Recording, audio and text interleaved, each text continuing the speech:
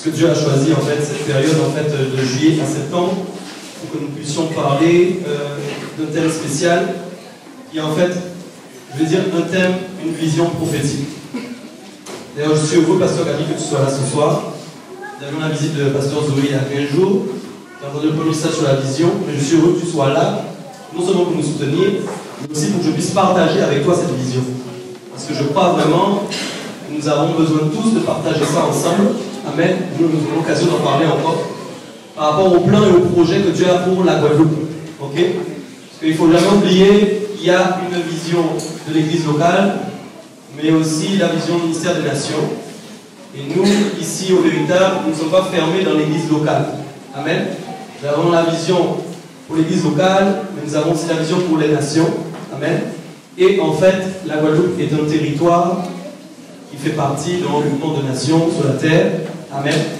Et la Guadeloupe a un rôle à jouer, crois-le ou ne le crois pas, mais comme on dit, même si je dois être sans rien, mais que je dois garder cette vision, je prie le Seigneur de la garder jusqu'à ma mort, parce que je veux la voir s'accomplir.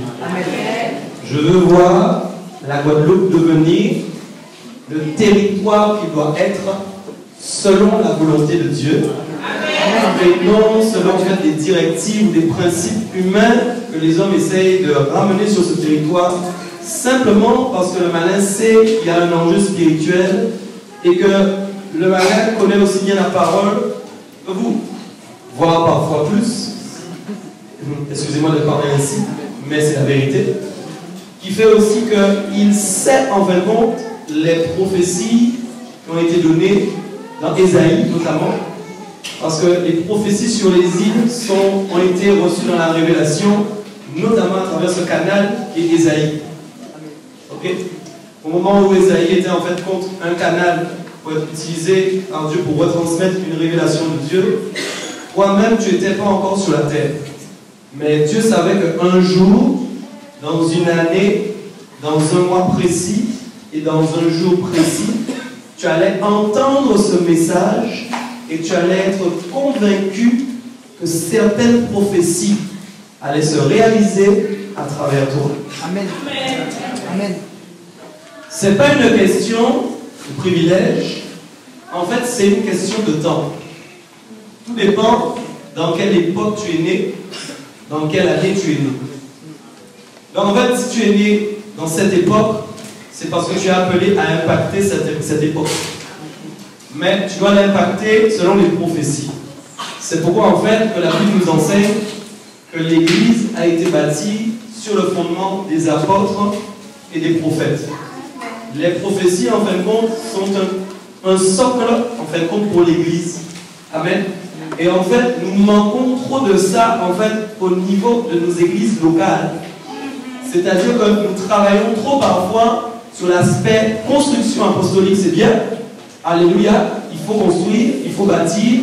Mais la partie prophétique est très importante parce qu'elle fait partie, dis avec moi, d'un calendrier. Un calendrier. Okay? Et dans ce calendrier, tu me crois, tu ne me crois pas, c'est pas grave. Mais moi, j'estime, je suis la prophétie. Amen. Crois-moi, ne me crois pas. Amen. Je suis la prophétie. Et vous devez vous voir en tant que la prophétie. Amen. Parce que des éléments en fait de la parole de Christ qui ont été en fin de compte prophétisés par des prophètes eux-mêmes sont réalisés. Amen. Amen. Quand Joël a dit qu'effectivement vous allez prophétiser, alléluia, vous allez avoir des visions, vous allez avoir des songes. Si vous vivez ça aujourd'hui, c'est que vous êtes devenu la prophétie. Amen. Amen. Donc quand nous bâtissons l'église de Dieu, c'est pourquoi les gens viennent bâtir des églises ici, ils sortent de je ne sais où, ils arrivent pour bâtir des églises, mais ils viennent sans vision prophétique. Ils ne savent même pas quel est le plan de Dieu prophétiquement pour ce lieu et ils essaient de conduire les gens. Une vision est accompagnée de l'appel apostolique et de la prophétie. C'est-à-dire, en gros, un homme doit recevoir une vision très claire et très précise sur la manière dont il doit bâtir l'Église à travers les enseignements et la doctrine de vérité pour équiper l'Église.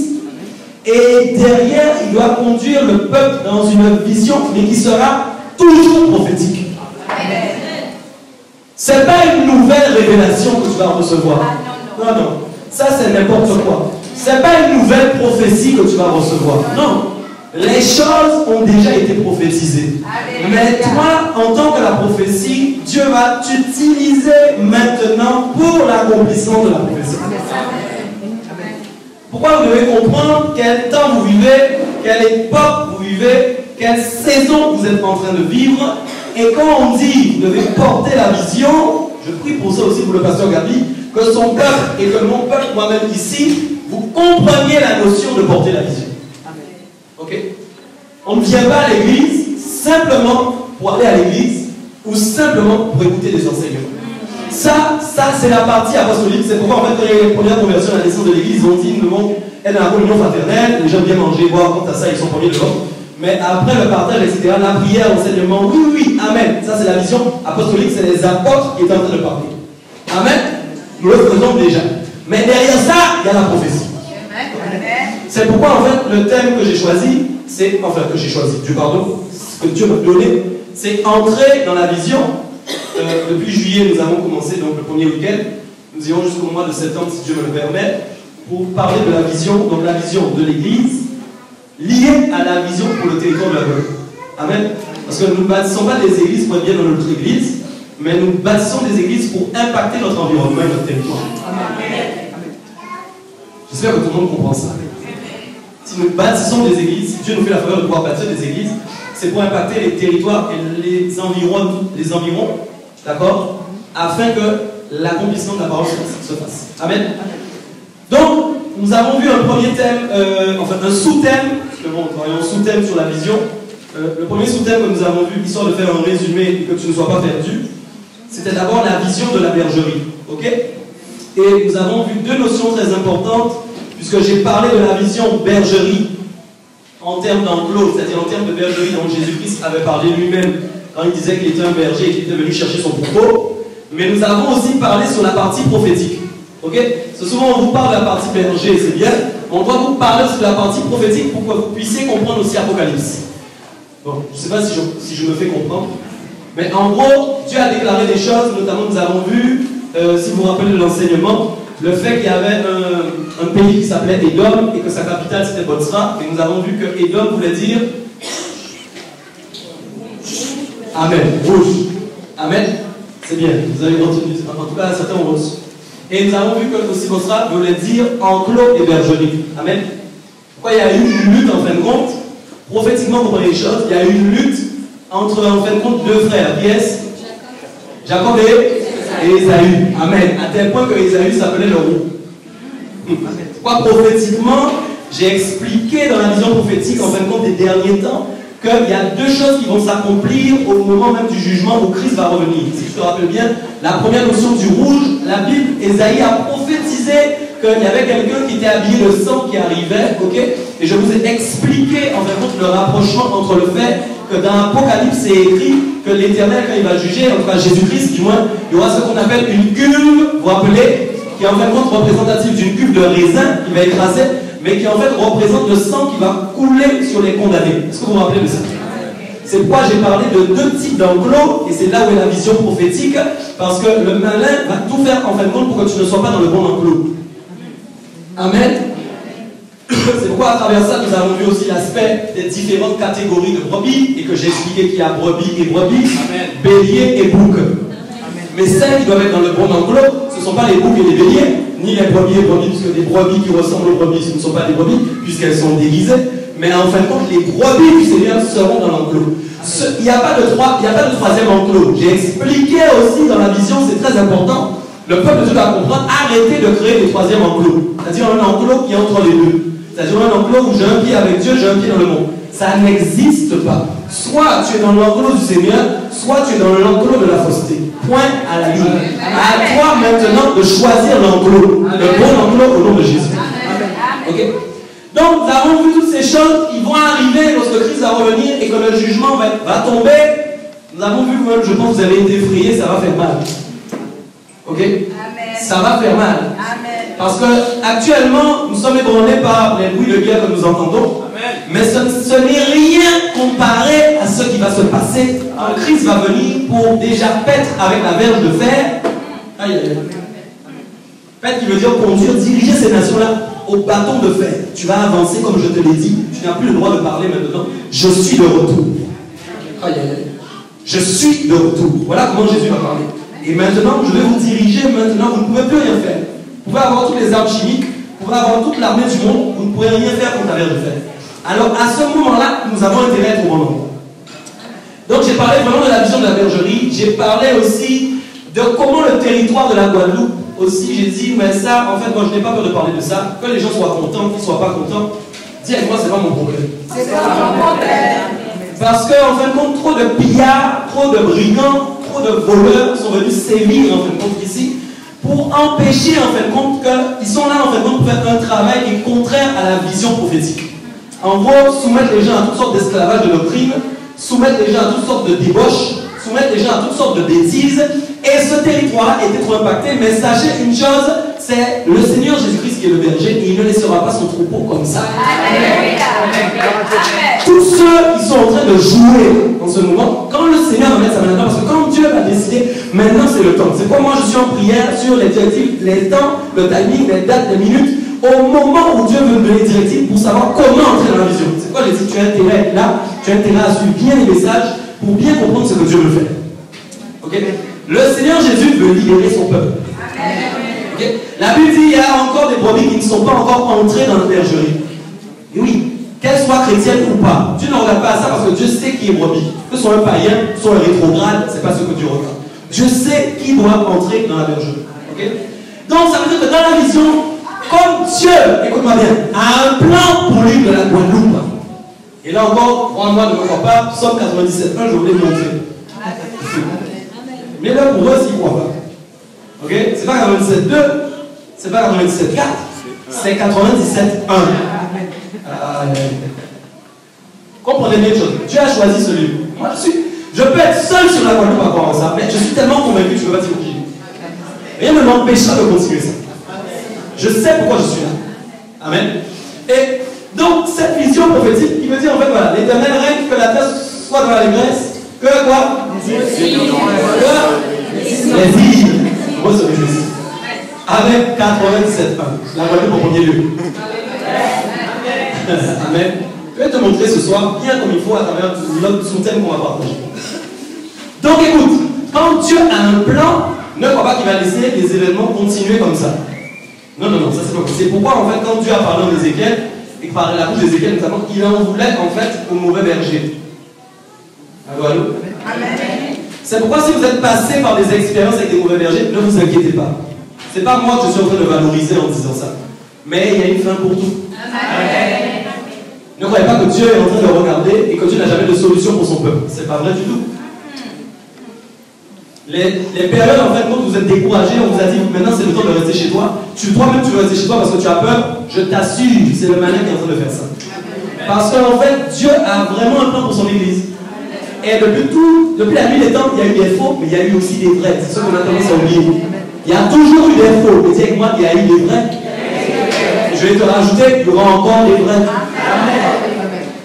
Alors peut-être il y aura beaucoup de faux, peut-être il y en aura plus, j'en sais rien. Mais les vrais seront là. Et les vrais brebis seront là. Amen. Donc nous avons vu tout ça. Nous avons vu aussi en deuxième sous-thème, donc c'était samedi dernier, la vision du feu. Amen. Et là aussi, c'était un message important. Nous avons vu en fait le feu avant la venue de Jésus-Christ et le feu après la venue de Jésus-Christ. Amen. Nous avons vu donc effectivement le feu de l'Éternel, ce n'était pas le même feu que le feu du Saint-Esprit en termes de fonctionnement et d'objectif. Amen. Alléluia. C'est pourquoi nous avons vu aussi que l'esprit que nous avons reçu donc est accompagné de feu. Et j'ai expliqué aussi cette vision que parfois beaucoup de gens ne comprennent pas. Quand Jésus a dit tout homme sera salé de feu. Ok? J'ai expliqué en fait que la salaison donc effectivement donne un goût et que ton goût maintenant c'est le feu. Mais la grâce que nous avons reçue aujourd'hui, c'est que nous avons déjà le feu qui est en train de brûler notre paille intérieurement pour nous préparer maintenant à ne pas être sauvés à travers du feu. Alléluia. Est-ce que tu m'entends bien? Nous avons dit que nous avons reçu déjà la grâce et la faveur d'être purifiés. Amen. Mais tous ceux qui n'ont pas reçu le feu du Saint-Esprit et donc qui n'ont pas reçu la purification, au moment où Jésus-Christ va revenir, eux, ils ne vont pas recevoir le feu du Saint-Esprit. Ils vont recevoir le feu de l'Éternel. Est-ce que tu m'entends? Et ça, c'est pas la même chose, en fait. Ok? Parce que ça, c'est un feu, en fait, qui ne s'arrête jamais. Pourquoi la GN parle de corps qui sont en train de brûler, et ça ne s'arrête pas, on voit des verres, etc. Mais les corps souffrent constamment. Amen. Donc, dans la vision prophétique, il y a le Saint-Esprit, il y a le feu. Dis quoi, il y a le Saint-Esprit, il y a le feu. Écoutez, nous ne pouvons rien accomplir sans l'aide de l'Esprit. Nous ne pouvons pas donc négliger cette partie-là. Si tu sers avec ta chair, ça n'ira pas, tu ne pourras pas avancer. Il doit y avoir l'Esprit et le feu. Amen. C'est obligatoire. Ok? Donc c'est pourquoi nous avons parlé de tous ces aspects. En fait, c'est un résumé, parce que je ne vais pas m'étendre plus, puisque j'ai d'autres points à voir avec vous ce soir. Si le Seigneur me le permet, au nom de Jésus, Père, je te prie, et je te demande ta faveur et ta grâce. Je te demande, Père, ton inspiration, celle qui vient d'en haut. Moi, je m'éloigne, Père, pour te laisser toute la place. Je me fais tout petit. Ton peuple est là devant toi ce soir. Je prie au nom de Jésus qu'il y ait quelqu'un dans cette salle qui reçoive une parole précieuse. Je prie ce soir, Père, que quelqu'un entende quelque chose qui va changer sa vie. Seigneur, nous sommes à ta disposition. Je suis à ta disposition ce soir. Fais de moi ce que tu veux. Enseigne ton peuple comme tu veux. Ta volonté s'accomplisse. Tu es le roi de gloire. Tu es le Tout-Puissant. Tu es l'Éternel des armées. Saint-Esprit, prend le contrôle. Au nom de Jésus. Amen. Ok, donc le troisième sous-thème aujourd'hui, c'est la vision de l'enfantement. Tiens avec moi la vision de l'enfantement. Ok, donc on va déjà s'appuyer sur un premier texte en Ésaïe 66, 1 à 2. Ainsi parle l'Éternel, le ciel est mon trône, la terre mon marchepied. Quelle maison pourriez-vous me bâtir et quel lieu me donneriez-vous pour demeurer? Toutes ces choses, mes mains les ont faites et toutes ont reçu l'existence, dit l'Éternel. Voici sur qui je porterai mes regards, que celui qui souffre et qui a l'esprit abattu, sur celui qui craint ma parole. Et est-ce que tu peux dire Amen? Amen. Ok. Donc ce soir, le thème, c'est la vision de l'enfantement. Ça, c'est un thème aussi très important. Dieu a bien fait les choses. Quand un enfant doit venir sur la terre, il a droit, normalement, alors soit ils sont pressés, ils viennent à 7 mois. Peut-être d'autres ne sont pas pressés du tout, ils dépassent le terme. Mais dans la réalité, Dieu leur a donné droit à 9 mois. Amen. Mais en fait, à 7 mois, ils peuvent être déjà prêts. Ok? Amen. Mais Dieu leur a donné 9 mois. Donc, durant ces 9 mois de préparation, où toi-même, en fait, tu étais aussi dans les entrailles, c'est ces 9 mois que Dieu a utilisés pour te préparer en tant qu'être humain. Ok? Et dans cette préparation, Dieu a tellement fait bien les choses, c'était pour que vous arriviez sur la terre comment? En bonne santé, avec 2 bras, 2 jambes, 2 oreilles. Pourquoi déjà vous deviez être en train de louer Dieu tout le temps? Et il y a des gens qui n'ont pas cette grâce. Ils arrivent avec des organes en moins. Amen. Lui, il n'y a pas longtemps, une vidéo de quelqu'un sans bras, sans jambes qui prêche l'évangile. Ça, moi, je ne sais pas si j'aurais réussi. On peut le faire là, de prêcher là comme ça, mais bon. Quand on regarde ailleurs un peu ce qui se passe, eh bien, moi, je me trouve vraiment nul en fait. C'est la vérité. Ok? Ce que nous faisons là, c'est rien. Nous sommes vraiment des graciers du Seigneur. Okay? Donc, 9 mois de préparation, et j'aimerais que tu comprennes qu'avec Dieu, c'est une loi. Tout se fait avec préparation.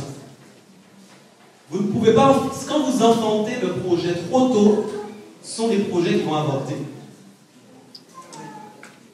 Ok? C'est pourquoi il est important que le peuple de Dieu ait la sagesse de comprendre qu'il faut faire les choses dans le timing de Dieu. Amen. Pour Dieu, chaque projet a un timing de préparation. Je t'assure, s'il te plaît, je t'en prie. Même quand Dieu va te donner une promesse, s'il te plaît, ne fais pas ton planning. Laisse Dieu faire ton planning. Parce que Dieu seul sait de combien de temps tu as besoin de préparation pour tel ou tel projet. Amen. Ok? Et ce texte, il est important en Isaïe 66, 1 à 2. Parce qu'en fait, il parle d'une vision de l'Église, mais selon le cœur de Dieu. Ok? Et en fait, c'est là qu'on se rend compte que la vision de l'Église du cœur de Dieu n'a rien à voir avec la vision que nous pourrions avoir sur la terre. Ok? Les hommes pensent parfois que quand ils ont des grandes églises, ou que les églises sont bien équipées, ou j'en sais rien, dans nos catholiques, les cathédrales ou autres, les gens sont attachés à leur église, vous savez, hein? Ils regardent l'église, en fait, c'est même pas la parole qu'ils regardent, c'est l'église qu'ils regardent, le bâtiment, ok? Mais si un prêtre lit ce verset-là, mais il coule l'église le soir même. Je sais pas si c'est compris. Amen. Mais s'il ose, mais il n'osera pas le lire. Parce qu'en fait, les gens ont une vision de l'église qui est erronée. Ok? Donc, l'église n'est pas un bâtiment. Ok? Le bâtiment est un socle de travail pour l'église. C'est ce qui nous permet d'être là, que je puisse prêcher, que tu puisses être assis, écouter et être béni. Amen. Mais en dehors de ça, ce qui compte pour Dieu, c'est chaque église qui est assise sur chaque chaise. Et donc, en fait, chaque membre du corps fait partie en fait, du corps intégral de Christ. Parce que sachez une chose, même le véritable, en fait, n'est pas le véritable. Le véritable a une place dans le corps de Christ. Sur la table, je te parle sur la planète. C'est pourquoi s'il y a des serviteurs, pourquoi que leur église est la meilleure, pourquoi que l'église est le meilleur nom, etc. Alléluia. Mais ils se trompent, parce qu'en fait, rien n'est à eux. L'église n'est pas personnelle non plus. L'église est à Dieu. Amen. On nous donne les clés d'un lieu qu'on doit nous en occuper. C'est-à-dire en fait que l'église est une responsabilité. Déjà, quand on parle de responsabilité, ça change déjà les données. Ok? Donc l'église, Dieu donne la responsabilité d'une de ces églises à quelqu'un. Amen. Donc ça, c'est important. Je ne suis pas encore dans mon message, j'ai introduit les choses pour que vous puissiez bien comprendre. Et donc, il va dire quelque chose, mais quel lieu, effectivement, tu vas pouvoir me donner? Tu peux être le plus riche, tu peux être le plus milliardaire, tu peux avoir beaucoup de grands biens, tu peux être capable maintenant de sortir une valise de billets et de créer la plus grande église qu'il y a sur la terre. C'est pas un lieu que tu pourras donner à Dieu. Ok? Parce que la présence de Dieu, c'est pas suffisant pour la recevoir. La terre même, c'est pas suffisant pour recevoir Dieu. Toi, tu comprends que Dieu a créé lui-même la terre. Donc, quand Dieu a regardé la terre, il a regardé une œuvre qu'il a créée de ses mains. C'est lui qui l'a faite. Donc, nous ne pouvons rien lui donner qui vient de la terre, puisque c'est lui qui l'a créée. Amen. Donc, quand il dit ces choses, il rajoute ces choses de domaine des affaires, oui, tout ont reçu l'existence. Et il va dire quelque chose que j'ai expliqué, donc je vais revenir dessus aujourd'hui parce que c'est important. Je sais qu'on donne des fois beaucoup d'informations, mais il faut que ce soit clair. Il parle de l'Église et puis il va dire voici sur qui je porterai mes regards. Et ce qui est important dans ce texte, c'est qu'il n'a pas dit voici sur quelle Église je vais porter les regards. Il n'a pas dit sur quel pasteur je vais porter les regards. Il a dit voici sur qui je vais porter les regards. Donc il est en train d'insinuer qu'il va porter les regards sur une catégorie de personnes. Amen. Pourquoi la vision de la bergerie de l'enclos fait partie de toute cette vision que je suis en train de parler. Alléluia. Et donc, dans le qui sur lequel il va porter les regards, il y a en fait une qualification, encore une qualité qui plaît à Dieu.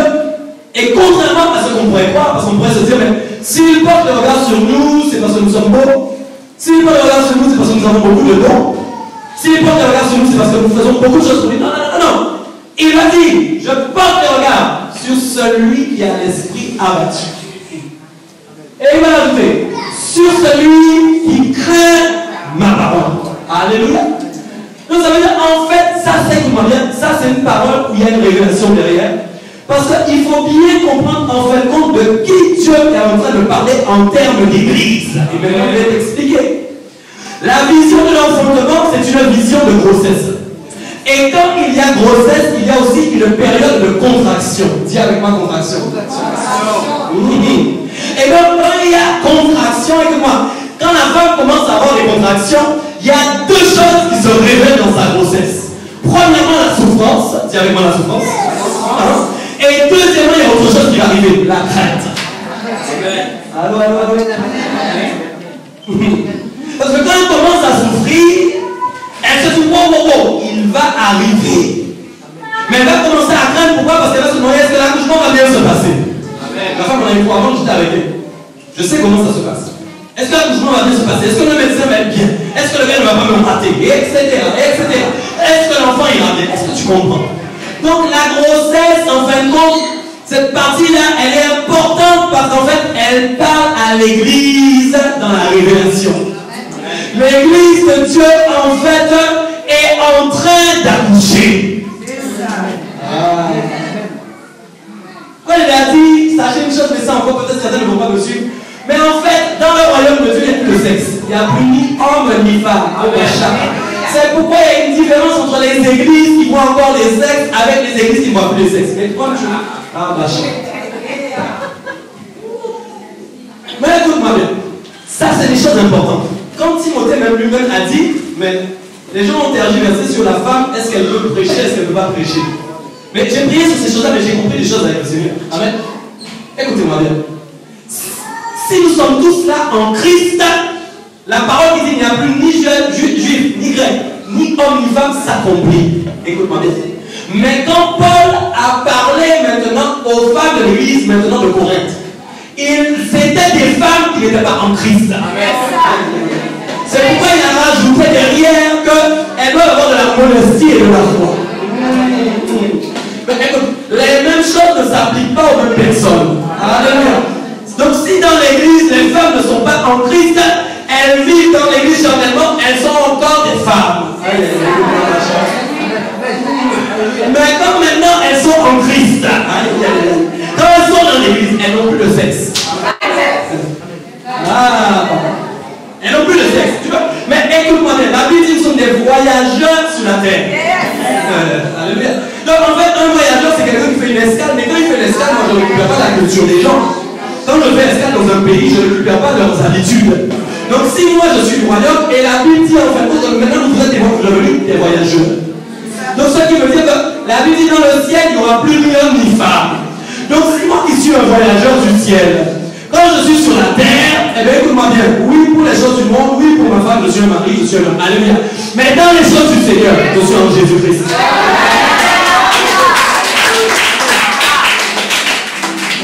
Est-ce que tu veux comprendre? C'est pourquoi tout est en fait, c'est pourquoi il va rajouter, les gens ne comprenaient pas ça, elle sera sauvée néanmoins en devenant mère. Mais il faut comprendre les choses. Le devenant mère, c'est pas un bébé qu'elle va faire en fin de compte. Si elle accouche enfin de la génération dont elle doit accoucher, qui va sortir de ses entrailles en Jésus-Christ. Ok? Donc quand Paul parlait, il parlait d'une catégorie de femmes, mais si moi je m'adresse à des femmes charnelles qui sont soit à l'église mais qui ne sont pas en Christ, je vais les dire comme ça de se taire, puisqu'elles sont en train de faire des choses dans la chair. Mais si j'ai en face de moi des femmes de modestie, des femmes de foi, des femmes qui se sont laissées travailler, qui ont l'humilité et la sagesse, et qui sont en train de dire, je n'ai plus aucun problème, je ne vois plus une femme. Je ne vois plus une femme. Est-ce qu'on se comprend? Il y a des choses en fait qui doivent être enfantées. On va comprendre ça. Alléluia. Donc, l'église, c'est des gens qui souffrent. Et ce sont des gens qui ont la crainte de Dieu. Donc ça veut dire que ce sont des gens qui sont en période de contraction. Est-ce que tu me comprends ça? C'est pourquoi en fin de compte, tout est une histoire d'enfantement. Depuis le début de la Bible, il y a des choses qui doivent s'enfanter jusqu'au retour final de Christ et de la grande victoire. Alléluia. Il y a des choses qui ont déjà accouché. Ok? Mais il y en a d'autres qui n'ont pas encore accouché. Amen. Ok. Donc je vais parler vraiment de la dimension de la souffrance qui correspond donc à ton positionnement dans les entrailles. C'est pourquoi il y a des chrétiens, ils sont dans les entrailles, mais il y en a, ils ne sont pas dans les entrailles. Moi, peut-être, je suis dans les entrailles. Alléluia, je suis là. Amen. Je suis en train de souffrir. Ok? J'ai la crainte de Dieu. Amen. Je suis dans cette période. Amen. D'accouchement. Alléluia. Mais si toi, tu n'es pas au même endroit que moi, tu ne vivras pas les mêmes choses que moi. Amen. Tu ne vivras pas les mêmes choses que moi. Pourtant, nous sommes tous les deux chrétiens. Amen. C'est ce que je veux t'expliquer ce soir. On va lire Ésaïe 66, 7 à 9. Ok, disons ensemble. 1, 2, 3. Avant d'éprouver les douleurs, elle a enfanté. Avant que les souffrances lui vinssent, elle a donné naissance à un fils. Qui a jamais entendu pareille chose? Qui a jamais vu rien de semblable? Un pays peut-il naître en un jour? Une nation est-elle enfantée de ce coup? À peine en travail, Sion a enfanté ses fils. Amen. Ouvrirai-je le sein maternel pour ne pas laisser enfanter? Dis-le. Moi, il fait naître. Empêcherai-je d'enfanter, dit ton Dieu. Je veux parler de ce texte quand Isaïe a parlé de ça. Le peuple d'Israël était en souffrance. Ok? Et ils avaient beaucoup d'ennemis. Mais sachez une chose, que ce soit dans l'Ancien Testament, que ce soit aujourd'hui, il y a toujours eu des faux depuis toujours. Ok? Et apparemment, il y avait des prophètes, des soi-disant serviteurs à cette époque-là, qui avaient décidé de faire croire aux gens que l'enfantement avait déjà eu lieu. En gros, que les soi-disant promesses qui devaient se faire sont déjà accomplies. Ok? Et donc c'est pourquoi il a dit, mais avant d'éprouver les douleurs, elle a enfanté, avant que les souffrances lui vinssent, elle a donné naissance à un fils. Qui a jamais entendu parler de choses? Est-ce que quelqu'un, écoute-moi bien, peut avoir enfanté sans encore avoir eu les souffrances? Allô, allô? Si une femme accouche sans souffrance, viens me voir s'il te plaît, sans aucune souffrance, sans aucune crainte, je veux voir ce cas spécial. Donc, quelle femme qui a accouché sans souffrance? Ça n'existe pas. Donc l'Éternel a dit, mais en fin de compte, qui a jamais entendu une pareille chose? Okay? C'est pourquoi il y a plusieurs types d'évangiles qui sont prêchés aujourd'hui aux églises. Les évangiles de facilité et les évangiles de souffrance. Moi, je suis venu ici prêcher l'évangile de souffrance. Les gens vont vouloir courir après les évangiles de facilité, mais comment bien? Comment se fait-il que les choses n'ont pas encore accouché et que tu me parles de facilité? C'est ça qui se passait, tu me suis bien. Donc tu leur as dit, mais comment on a pu entendre une chose pareille? Qui a jamais vu rien de semblable? Où est-ce qu'on a vu ça? Et Dieu m'a dit, un pays, dis avec moi un pays. Dis encore avec moi un pays. Dis avec moi une île. Une île. Peut-il naître en un jour? Alléluia. Et que quand même Dieu prophétise, quand même Dieu promet, quand même Dieu proclame, dis-toi une chose, il va y avoir la période de la grossesse. Alléluia. Les choses que Dieu a prévues ne peuvent pas apparaître comme ça d'un coup. Jésus serait déjà revenu. C'est pourquoi la parole de Dieu doit totalement s'accomplir avant que Jésus puisse revenir. Et je vais te dire quelque chose dans le prophétique. Pour que Jésus revienne, il faut que la Guadeloupe fasse sa part. Crois-moi ou ne me crois pas. Ah, j'ai étudié ça. Avant que Jésus revienne, la Guadeloupe ne fasse sa part. Et je ne vais pas te donner le date de Jésus. Attention. Attention.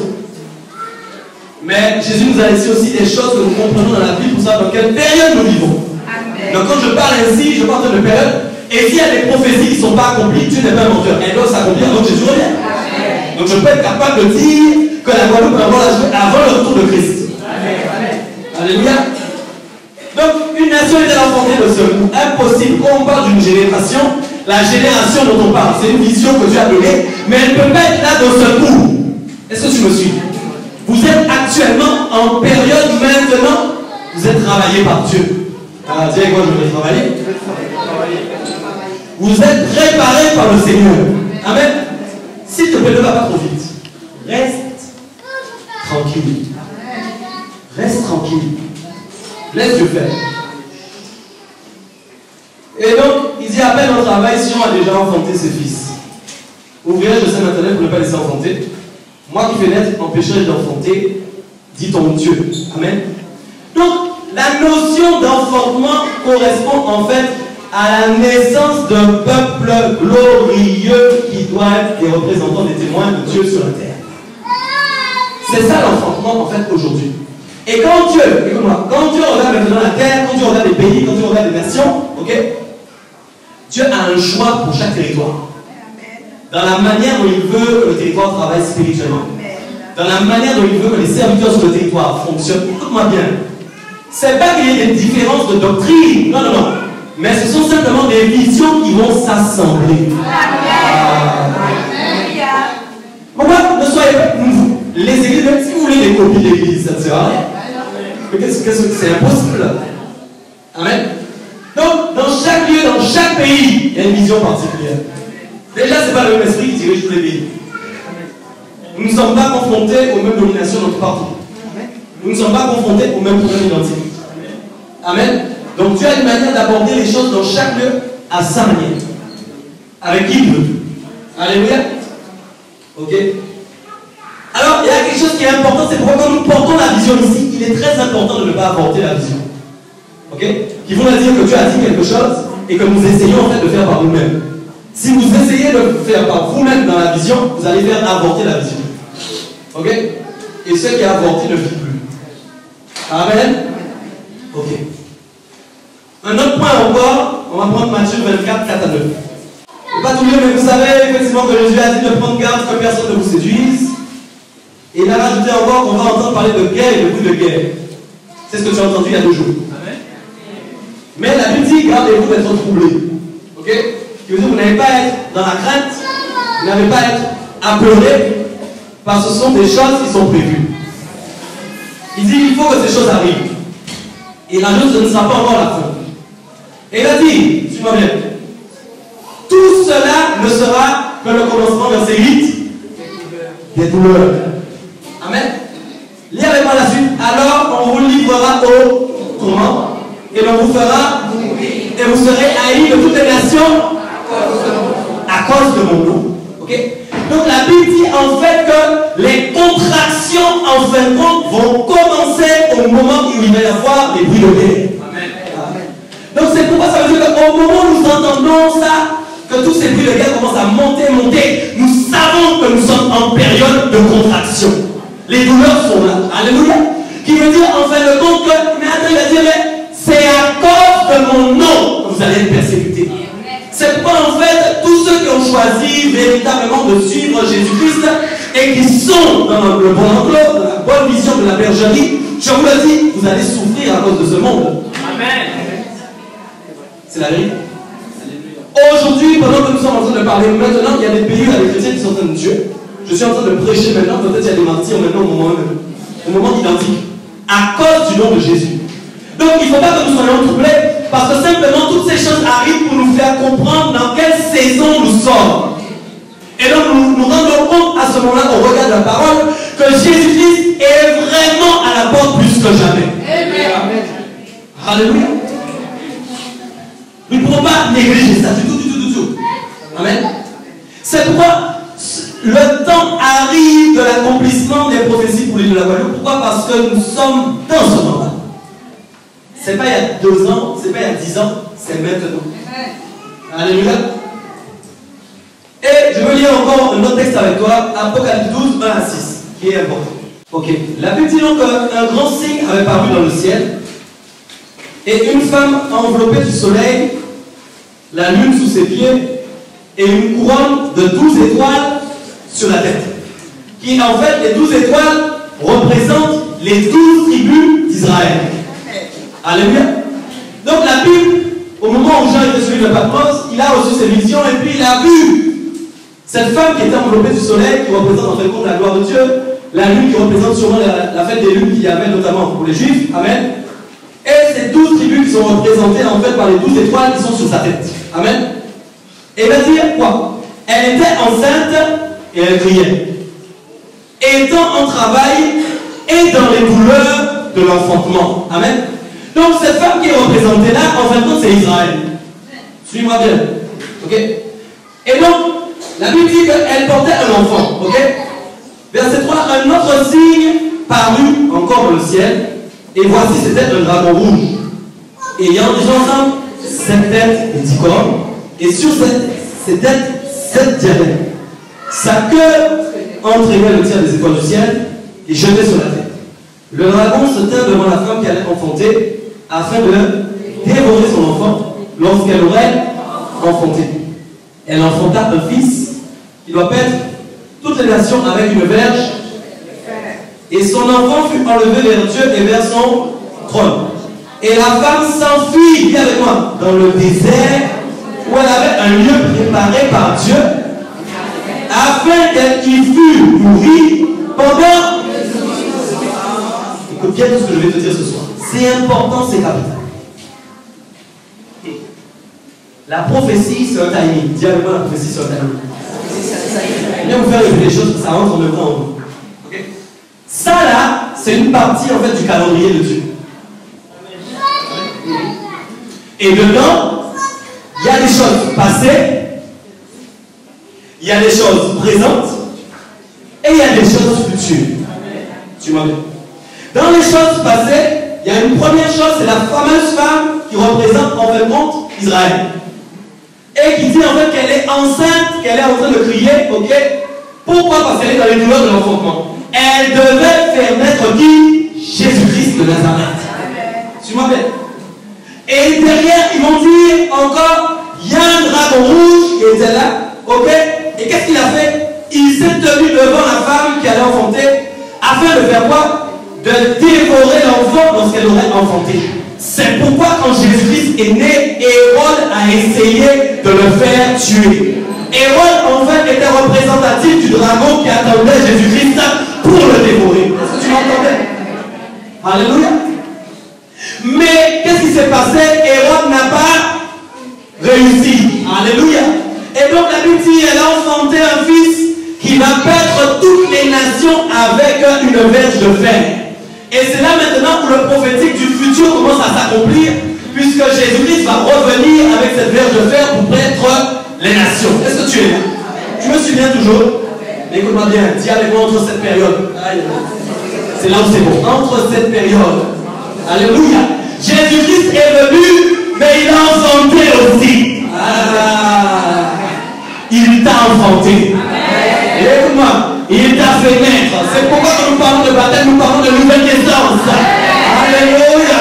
Parce que Jésus-Christ a laissé une clé spirituelle pour faire naître les enfants. Oh. Et toi, tu te situes en fait entre ces deux périodes. Je vais te l'expliquer. Quand la Bible dit en fin de compte que le dragon se tait devant la femme qui allait enfanter, afin de faire quoi? De dévorer son enfant. Ok? Il voulait le dévorer, mais il n'a pas réussi à le dévorer. Résultat, Christ a grandi, Christ a fait accomplir en fait ce que je voulais, et il a essayé de le dévorer une deuxième fois, et il a utilisé Judas. C'est quoi Judas? L'a livré à la mort, mais là où il a échoué, c'est que le sang a pu couler pour les péchés, et que la mort a été vaincue à la croix. Mais entre cette période, les enfants qui sont nés, qui sont là, la Bible dit encore une fois, votre adversaire, le diable, comme un lion rugissant, cherchant qu'il va dévorer. Pourquoi? Parce qu'il a essayé de dévorer Jésus, mais qu'il n'a pas réussi. Mais que puisque maintenant il naît en Jésus-Christ, il va essayer aussi de les dévorer. C'est pourquoi au moment où tu te convertis, il y a la première période que Jésus a vécue, où Hérode a voulu le tuer, il n'a pas réussi. Toi non plus, on n'a pas réussi à te tuer. Mais maintenant, il y a la deuxième période, où maintenant il essaie de lever des Judas, qui seront contre toi, pour te livrer au tournant, et pour te livrer au baptême. Tout est prophétique. Tout est prophétique. Vous devez savoir, pas ce peuple. Vous devez comprendre réellement que vous êtes pas, vous n'êtes pas, écoutez, vous n'êtes pas des individus à part. Vous êtes des individus à part entière pour Jésus. Vous avez quelque chose d'exceptionnel. Mais pour ça, il vous manque quelque chose, vous devez réellement apprendre à vous connaître. Vous êtes dans la Bible. Merci Seigneur. Ton prénom là, tu t'appelles Bruno, mais réellement tu es dans la Bible. Amen. Tu t'appelles Urbain, mais réellement tu es dans la Bible. Tu n'es pas ton prénom, mais tu es dans la Bible. Je suis dans la Bible. Je suis dans la Bible. C'est une réalité. Vous Vous êtes là. Vous êtes là. Et pourquoi il a dit donc, il y a une troisième partie maintenant, et celle-là elle est prophétique. Quand il dit, elle enfanta un fils qui doit faire toutes les nations avec une mère de fer, et son enfant fut enlevé vers Dieu et vers son trône. Jésus-Christ est monté. Ça s'est fait. Et il va dire maintenant, la femme s'enfuit dans le même. Ce que les gens ne comprennent pas, c'est qu'on ne parle plus de la même femme. On ne parle plus de la même femme. Quand il parlait tout à l'heure de la femme, il parlait de celle qui devait faire naître Jésus-Christ. En gros, Israël. Mais maintenant, il parle de la femme de l'épouse. Amen. L'église. L'église. Parce que la différence qu'il y a eu entre tout ça, il y a eu un esprit d'adoption qui est arrivé. Un adopté, c'est quelqu'un qui n'est pas de la famille, on le récupère, on l'inclut dans la famille. Il prend le nom, il prend le même nom, il devient hérédité. Il a l'hérédité, il a le certificat d'hérédité. Est-ce que tu es là? Maintenant, tu as reçu ton certificat d'hérédité. Tu l'as reçu. Maintenant, tu as reçu des papiers d'identité spirituelle. Tu n'es pas un Guadeloupéen, tu n'es pas un Martiniquais, tu n'es pas un Guyanais. Non, non, non, ça n'a rien à voir. Non, non, non. Et donc, les choses ont changé à partir de ce moment. Et quand il tue maintenant, maintenant, il y a eu cette parole qui a donné, donc il n'y a plus de juif, il n'y a plus de grec. Nous sommes un en Jésus-Christ. Il n'y a plus ni homme, il n'y a plus ni femme. Parce que Dieu regarde l'église comme son épouse. Ça, en fait, le prophétique futur du verset 6, donc elle s'est enfuie dans le désert où elle avait un lieu préparé par Dieu afin qu'elle y fût nourrie pendant 1960 jours, ce qui équivaut en fait à 42 mois qui correspondent à 3 ans et demi, qui seront en fait les 3 ans et demi de la tribulation.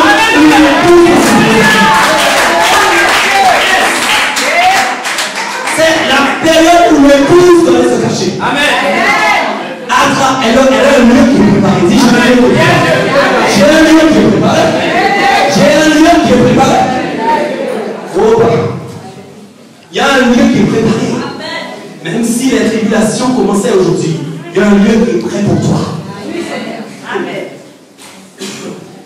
Tu n'as pas à t'inquiéter.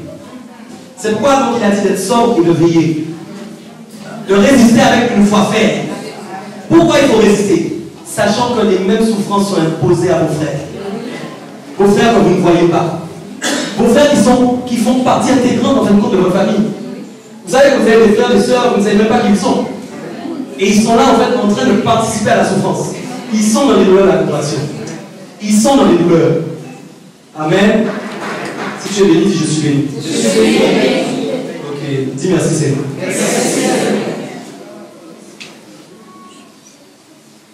Ok, donc la vraie conversion, j'avais noté des petites choses que je voulais vous dire, parce que c'est des paroles de l'esprit. La vraie conversion donne naissance à un participant de l'épouse qui va naître. Je vais redire pour vous. La vraie conversion, c'est-à-dire les vrais convertis, vont donner naissance à un participant de l'épouse qui va naître. En gros, vous aussi, vous êtes appelés aussi à faire naître d'autres personnes qui seront participants de l'épouse. Est-ce que tu me comprends? Vous êtes appelés à être dans les entrailles, mais vous êtes aussi appelés à porter. Les hommes, désolé. Mais vous voyez, les hommes qui révèlent être un jour enceintes. J'ai inventé un mot. Vous pouvez être. Bon, ça les souffrances physiques. Désolé, nous ne prenons pas celle-ci. Amen. Donc, vous allez donner naissance à d'autres personnes. Ok? Mais c'est pourquoi le diable rentre, parce que quand il s'est mis en place devant Jésus, il ne voulait pas que Jésus puisse faire naître d'autres personnes. Je vais vous expliquer quelque chose de simple. Dans le passé, même quand des pays voulaient détruire d'autres nations, qu'est-ce qu'ils faisaient? Ils tuaient en fin de compte tous les enfants. Si je veux couper une génération, il faut que je tue les enfants. Ah, mes yeux. Le diable est stratège. Lui, son boulot, c'est empêcher que la génération puisse... Quand nous prêchons à une génération doit se lever, vous voyez qu'il est content. Lui, il se dit, il faut que je fasse tout pour que cette génération ne laisse pas. Il veut que le jour où moi je vais mourir, je vais disparaître, qu'il n'y ait plus rien ici. Parce qu'il sait que si on fait naître des personnes, amen, qui suivent le même chemin, c'est une génération qui est contre lui. C'est pas la dit que le roi comme un rugissant. En fait, il cherche à dévorer quelqu'un. Mais en fait, la réalité, il cherche à dévorer les enfants qui peuvent amener d'autres enfants de Dieu. Amen. C'est pourquoi comprenez bien ces deux dimensions, elles sont importantes. Je les ai dit vite tout à l'heure, je vais les dire calmement, parce qu'on me dit des fois je parle trop vite. Je vais dire calmement. La dimension de la conversion, la dimension du Judas. Je t'explique c'est quoi. La première fois, quand tu t'es converti, j'ai bien expliqué, tu as donné ta vie au Seigneur, tu as eu les premiers tremblements de terre autour de toi. Le diable en voulait à ta vie tout de suite parce qu'il ne voulait pas que tu ailles à Jésus. Souvent, quand tu as la conversion, c'est difficile les premiers temps. Jésus l'a eu aussi à travers les routes. Mais quand il a vu qu'il a échoué avec toi, qu'est-ce qu'il a fait maintenant? Après, il a levé Judas. Et c'est Judas qui a livré Jésus-Christ pour qu'on puisse le prendre à la croix. Amen. Donc maintenant aussi que le diable a vu maintenant que tu as résisté pour la conversion et que tu résistes encore, il va chercher des Judas pour toi. Fais-moi confiance. Fais-moi confiance. Et pourquoi tu auras des ennemis? C'est pourquoi il y a des gens qui vont chercher à te faire souffrir. Il y a des gens, parfois, tu n'as rien fait, tu ne sais pas pourquoi ils sont contre toi. Mais c'est spirituel. Dans le monde spirituel, le diable vous connaît. Et il connaît aussi les agents qui travaillent pour lui sur la terre. Ne regardez pas les sourires des gens, mais regardez ce qu'il y a derrière le sourire. Jésus a marché côte à côte avec Judas jusqu'au bout. Jusqu'au bout. Nous ne les ferons pas sortir. Nous marchons aussi avec eux à leur côté. Parce que Jésus avait vu un temps pour chaque chose. Tu le notes. Amen. Nous marcherons avec eux jusqu'au bout. Alléluia. Nous ne mettrons personne dehors. Non. Nous marcherons avec eux jusqu'au bout. Amen. Alléluia. Donc il y a beaucoup de choses qui doivent naître de toi. C'est pourquoi le diable va tout faire pour que tu n'y arrives pas. Ça c'est clair. Alléluia. Je vais aller sur le texte Ésaïe 66, 18 à 19. Qui est toujours dans la prophétie d'Ésaïe, dans les paroles qu'Ésaïe a reçues. Je vais appuyer maintenant la Guadeloupe pour vous. Vous puissiez bien comprendre. 1, 2, 3. Je connais leurs œuvres et leurs pensées. Le temps est venu de rassembler toutes les nations et toutes les langues. Écoute-moi bien. Ésaïe n'a ni entendu parler de Saint-Esprit. Ésaïe n'a ni vu de langue de feu. Ésaïe n'a ni vu de parlement. Mais il a prophétisé. Amen. Le temps est venu de rassembler toutes les nations et toutes les langues. Est-ce qu'il y a quelqu'un avec moi ce soir? Je vais être sûr que je ne suis pas seul. Je vais continuer mon message. Amen. Et il a dit, mais on va les rassembler. Pourtant, eux qui sont si différents, il est en train de dire, le temps est venu. Vous imaginez, depuis l'époque où il dit que le temps est venu. Quoi, le temps de Dieu n'est pas notre temps. Et il dit, elles viendront et verront ma gloire. Je mettrai un signe parmi elles. Et quand nous cherchons dans la traduction de l'hébreu, le signe veut dire en fait une marque distinctive. Dis avec moi une marque distinctive. Donc en fait c'est quelque chose qu'on voit mais qui te distingue des autres. Alléluia. Ce signe c'est tout simplement le Saint-Esprit. Est-ce que tu me suis? Parce qu'en fait, les nations qui sont appelées à se rassembler, dont il est en train de parler à ce moment-là, ce sont en fait des peuples qui auront reçu le Saint-Esprit. Et donc le Saint-Esprit qui est en œuvre à les distinguer des autres peuples. Aïe. Écoute. Et il dit donc, j'enverrai leurs réchappés vers les nations. Les réchappés, c'est quoi? C'est les restes. Ce sont des personnes qui ont échappé en fait. Est-ce que tu m'entends bien? Papa.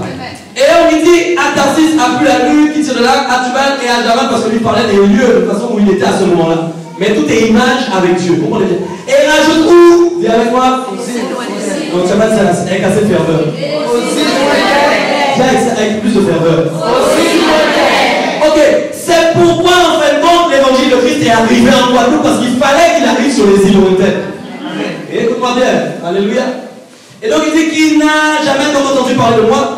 Et qui n'ont pas vu ma gloire, qu'est-ce qu'elles vont faire? Elles vont publier ma gloire parmi les nations. Alléluia. Donc ça veut dire en fait qu'une petite île va réussir à publier la gloire de Dieu et c'est dans les nations qu'elle va le faire. C'est pourquoi en fait des serviteurs des pays des nations vont venir ici. C'est pourquoi nous enverrons les gens dans les nations. Parce que c'est ça la volonté de Dieu. Ok? Et la publication veut dire en fin de compte que nous décrétons les choses. Nous en parlons. C'est pourquoi j'ai dit que je n'ai pas peur de parler parce que dans le prophétique, c'est ce que Dieu veut. Nous sommes devenus l'écho de la voix de Dieu. Si tu es prophétique, tu ne peux pas ne pas parler parce que prophétie veut dire en fait parler de la part de Dieu. On ne pouvons pas parler de prophétie sans parler de la part de Dieu. Nous ne pouvons pas parler de prophétie en ayant peur de dire la vérité. Nous ne pouvons pas parler de prophétie en ayant peur des représailles. Nous devons dire la vérité. Que ça plaise ou que ça ne plaise pas. Amen. Alléluia. Tu es dans le prophétique. Amen. Nous allons publier la gloire de Dieu. Et il y a un verset qui m'a touché beaucoup en Isaïe 42, où Dieu parle encore, il dit, mais va chanter, de 10, pardon, chante à l'Éternel un cantique nouveau. Chantez à l'Éternel quoi? Un cantique nouveau. Chantez ses louanges aux extrémités de la terre. Vous qui voguez sur la mer et vous qui la peuplez, il et habitants des îles. Ça veut dire, écoute le prophétique. Aïe, aïe, aïe. Il parle aussi et il dit chanter un cantique nouveau. C'est pourquoi vous ne comprenez pas quand je dis il faut que l'église entre dans la dimension du chant prophétique. Alléluia. Les filles ne sont pas appelés à chanter les chants connus. Les églises sont appelés à chanter les chants nouveaux. C'est pourquoi moi, vous ne comprendrez jamais, parce que moi, on mange à l'église, alléluia. Mais moi, j'ai besoin d'autre chose. Ne sois pas choqués quand je dis ça. Nous faisons en fin de compte abstraction de ces choses parce que tout le monde doit être béni. Et les jeunes, ils ont besoin de leur chant connu, etc. Mais réellement, si tu rentres dans la vision de Dieu, je ne parle pas de ta vision, mais je parle de la vision de Dieu, tu verras que c'est le chant prophétique qui est produit. Parce qu'en fait, c'est sous l'inspiration divine que les chants doivent venir. Ils doivent naître de l'inspiration divine. Parce qu'en fait, Dieu veut t'impacter pas avec des chants connus, mais Dieu veut impacter ta vie avec des chants de toucher la vie divine. C'est pas seulement la prière qui doit respirer, mais le chant aussi doit respirer. Je sais, nous sommes dans une église, nous sommes dans une communauté, nous devons aussi faire des chants connus. Mais nous devons avoir des moments de chants prophétiques. Je parle à quelqu'un parce que je sais qu'en fait, il y a des quoi. Ce soir, tu dois comprendre une chose. Dieu ne fait pas de favoritisme et vous devez être baptisé du Saint-Esprit. Amen. Parce qu'en fait, ceux qui n'ont pas la vie d'esprit ne comprennent pas les choses prophétiques. C'est comme si en fait je suis en train de parler une langue qu'ils ne comprennent pas. C'est ça. Alors, c'est compliqué. C'est pourquoi en fait, si 10 sont dans le prophétique, ils vont comprendre que nous soyons là sur une seule phrase en train de continuer sur un mot. Et les gens vont dire, mais pourquoi il répète le mot 10 000 fois? Parce que lui, il ne comprend pas le prophétique. Est-ce que tu m'entends? S'il te manque quelque chose, tu dois le demander à Dieu. Allô, allô? Et puis, c'est pas votre demande là, petite demande, vous allez demander un jour et puis vous êtes là. C'est ça. C'est pas ça. Où sont les violents? Ils ne sont pas vraiment. Ils sont pas là. Où sont les violents? Il y en a un peu. Yes! Alléluia. Alléluia. Alléluia. Amen. Mais c'est ok, c'est du cinéma. C'est la vérité. Nous sommes appelés dans la joie. Nous sommes appelés à prier sur la parole de Dieu. C'est ça en fait notre vie. Amen. Dans le monde, nous étions beaucoup plus vivants que ça. Amen. N'ayons pas honte de ces choses. Amen. Alors il dit effectivement il faut chanter un cantique nouveau et il parle en plus aux îles. Ça c'est quelque chose. Vous savez, moi je m'attache à tout ce que la parole dit. Je m'attache réellement à tout ce que la parole dit. Verset 12 dit que l'on rend gloire à l'Éternel et que dans les îles on publie la louange. Verset 12. Alléluia. Amen. Amen. Il y a encore quelque chose qui m'a touché quand Isaïe parle. Il dit le temps est venu de les rassembler de toutes les nations et de toutes les langues. Est-ce que vous vous rappelez de l'histoire de la tour de Babel? En Genèse 11, verset 5 à 9, il est dit que Genèse 11, verset 5 à 9, je veux parler de ça aussi parce que là aussi il y a quelque chose d'important. L'Éternel donc va descendre, Amen, pour aller voir en fait la ville et la tour qui était bâtie donc par les fils des hommes. Et puis l'Éternel va dire, mais ils sont en train de former un seul peuple, ils ont tous une même langue, et c'est là ce qu'ils ont entrepris. Maintenant, rien ne les empêcherait de faire tout ce qu'ils auraient projeté. Suis-moi bien, suis-moi bien. Alors en même temps, Dieu les voit, ils parlent tous une même langue, et en même temps, Isaïe est en train de dire, maintenant c'est le temps, tu es avec moi, de rassembler toutes les nations et toutes les langues. Okay. Mais il faut bien comprendre qu'à ce moment-là, qui était en fait avant la prophétie, que là, en fait, le rassemblement qu'ils étaient en train de faire là, ce n'était pas le rassemblement de Dieu. Le désir qu'ils avaient était mauvais. À tel point donc que Dieu a dit, bon, allons, descendons et là, confondons leur langage, afin qu'ils n'entendent plus la langue des uns des autres. Donc Dieu a confondu leur langage, puisque, écoute-moi, si nous parlons tous la française, c'est pour ça que maintenant on se comprend bien. Mais si je commence à parler le Zimbabwe ou je ne sais pas quoi, ben il y aura des problèmes. Le chinois, vous n'allez plus me comprendre. Bien qu'il y ait une interprète en chinois ici. Mais vous n'allez plus me comprendre. Amen. Le fait que nous ayons la même langue, c'est déjà un point qui nous unit.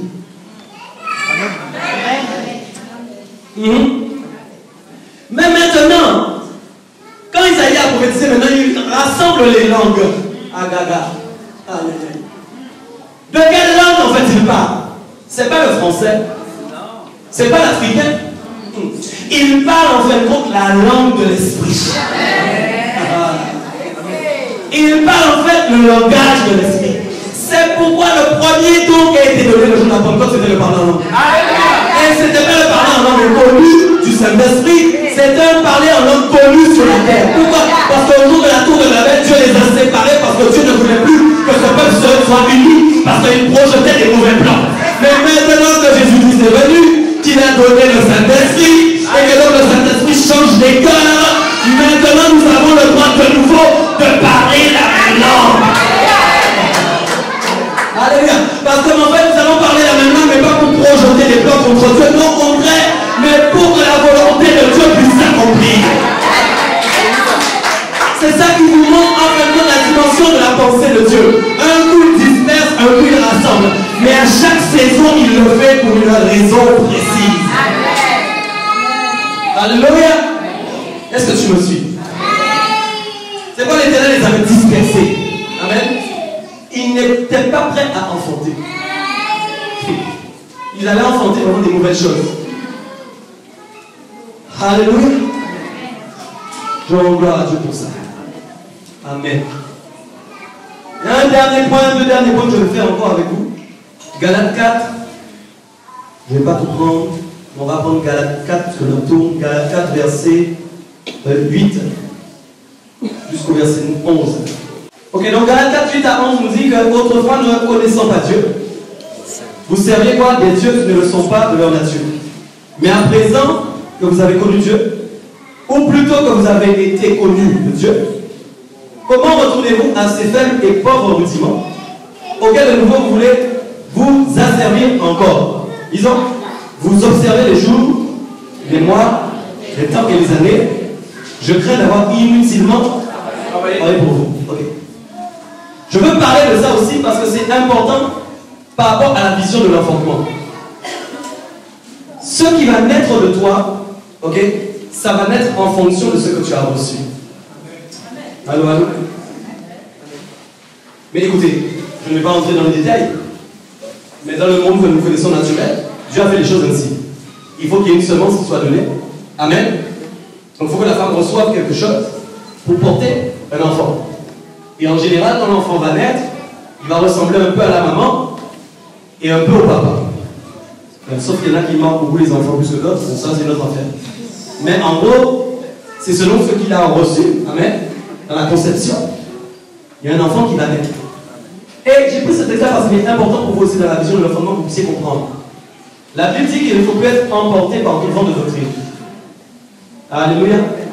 Pour que les choses puissent s'accomplir, il faut aussi qu'il naisse des enfants selon la vérité de Dieu, de la parole de Dieu. Et Paul avait un réel problème à ce moment-là, je vais vous dire lequel. Parce qu'il était confronté à un peuple qui était en train de retourner à des rudiments anciens. À tel point qu'il leur a dit, vous voulez encore observer les jours, vous voulez encore observer les mois, vous voulez encore observer les temps, vous voulez encore observer les années. Et il a dit, mais en fait j'ai l'impression que j'ai travaillé pour rien parmi vous. Alléluia. Peuple de Dieu, le principal aujourd'hui, c'est plus les jours. C'est plus les dates. Écoutez ce que je vous dis, c'est sérieux. Mais en fait, le malin utilise ça pour que vous puissiez enfanter des mauvais enfants. Parce que ce que tu enseignes et ce que tu reçois, c'est aussi ce que tu vas enseigner à tes enfants. C'est pourquoi, en fin de compte, le malin se réjouit de ceux qui ont des faux enseignements, des mauvaises doctrines. Parce qu'il sait qu'en faisant ça, il empêche que la génération qui doit sortir puisse sortir correctement. Le diable a plusieurs flèches à son âme. Écoutez bien. J'ai parlé tout à l'heure du fait de dévorer. Maintenant, s'il n'arrive pas à te dévorer, il va trouver d'autres stratèges. Il va le faire dans l'enseignement. Il va essayer de pourrir ton enseignement. Il va essayer de permettre que tu aies des faux enseignements pour que toi-même tu te perdes aussi que tu perds les autres. Parce qu'il sait que c'est la parole de vérité qui va conduire le peuple. C'est pourquoi vous devez avoir la soif de trouver la vérité. C'est plus le temps de compter les jours, c'est plus le temps de calendrier. Aujourd'hui, j'apprends qu'en Guadeloupe, les gens vont vers la fête juive. Mais attends, mais c'est du n'importe quoi ça. C'est du n'importe quoi. Ils sont guadeloupéens, mais ils sont toujours guadeloupéens. Déjà, c'est un problème. Mais en plus, au lieu de se transformer en Christ, maintenant ils se sont transformés en juifs. Et je ne te parle pas de juif spirituel, je te parle de juif dans la chair. Je ne peux pas retourner. En plus, la Bible dit, écoute-moi, mais ça c'est grave. Ceux à qui Paul s'adressait, c'était des gens qui avaient la culture. Mais nous, nous faisons plus fort. Nous n'avons pas la culture et nous allons chercher la culture. Waouh. Il y a du niveau.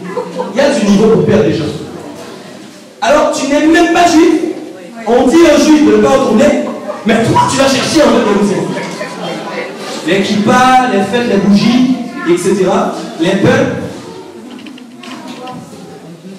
méritent bien un pain spirituel. Pour réveiller un peu la cabèche. Okay? Je vous assure, moi, c'est des trucs que ça m'énerve. Je vous passe le son. Ça m'énerve de voir ça. Mais écoutez, vous devez comprendre quelles sont les choses les plus utiles aujourd'hui pour votre vie. On perd du temps autour de bêtises. C'est sérieux. Et ça encore, ça empêche que vous puissiez vraiment accoucher de bonnes choses. Et résultat, vous êtes en train d'accoucher de bougies, en train d'accoucher de pain. Et qui va. Je n'ai rien contre les juifs. Au contraire, j'ai été à l'église, je vais enseigner sur ce que c'est. Pourquoi on doit prier pour Israël? Au contraire, nous sommes greffés aux juifs, nous sommes participants. Que nous ne sommes pas participants de la culture. Nous sommes participants de Jésus-Christ avec eux. C'est nous qui devons aller chercher pour les amener à Christ. C'est ceux qui n'ont pas compris. Alors au lieu d'aller chercher les juifs pour les emmener à Christ, ils font le contraire. Eux, ils se laissent amener pour aller vers les juifs. Heureusement, ils sont messianiques quand même certains. Mais est-ce que tu me comprends, Père Dieu? Nous n'avons rien inventé. Tout ça est dans la Bible. Alléluia. Dis avec moi, les temps sont difficiles. Les temps sont difficiles. Les jours sont difficiles. Les jours sont difficiles. Amen. Amen. Alléluia. Et donc je vais finir sur un dernier point, Amen, qui est celui qu'on a lu tout à l'heure, mais je voudrais quand même le lire. Galates 3, 26 à 29, et je vais m'arrêter là. Galates 3, 26 à 29, nous en avons parlé tout à l'heure, il est important de le dire aussi. Car vous êtes tous fils de Dieu, par la foi en Jésus-Christ. Vous tous qui avez été baptisés en Christ, vous avez revêtu Christ. Il n'y a plus ni juif ni grec, il n'y a plus ni esclave ni libre, il n'y a plus ni homme ni femme, car tous, vous êtes un. Si nous sommes un, il n'y a plus de femme, il n'y a plus d'homme. Si vous êtes à Christ, vous êtes donc. Si vous êtes à Christ, vous êtes donc. Je ne suis pas seulement je ne suis pas la postérité de Bobby Axel et de Jerzy Turlet. Non. Je suis la postérité d'Abraham. Pour l'État, oui, je suis postérité de Bobby Axel. Et je porte Dobia sur ma pièce d'identité. Mais dans la réalité, et mon père lui aussi, nous sommes les descendants d'Abraham. Donc en fait, je ne vais pas enfanter des petits Dobia.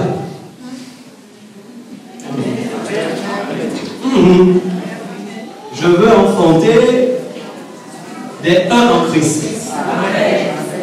Des uns en Christ. Oui, des Abrahamiens, des Abrahamiennes, comme tu veux. Amen. Est-ce que tu es avec moi ce soir? Amen. Tu dois saisir tout ça. Donc j'espère que tu as compris ce soir où tu te situes dans la période prophétique. Tu es juste avant la période où l'épouse, pendant 42 mois, c'est-à-dire 3 ans et demi, ça n'a pas encore eu lieu. Peut-être tu seras mort. Je ne sais pas. À ce moment-là, tu te réveilleras premièrement. Amen. Mais si tu as envie, Amen, tu seras là. Alléluia. Alléluia. Alors si tu as été béni, dis-moi encore, je suis béni.